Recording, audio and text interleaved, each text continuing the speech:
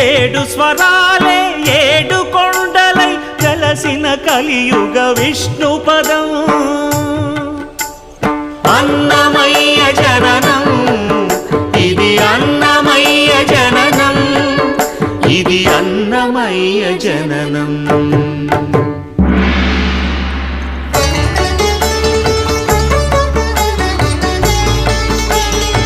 హరిషడ్వర్గము తెగనరికే హరి ఖడ్గం ఇది నందకము బ్రహ్మలోకమున బ్రహ్మా భారతి నాదాశీసులు పొందినదై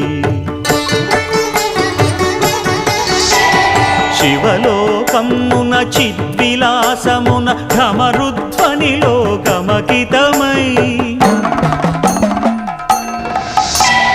దివ్య సభలలో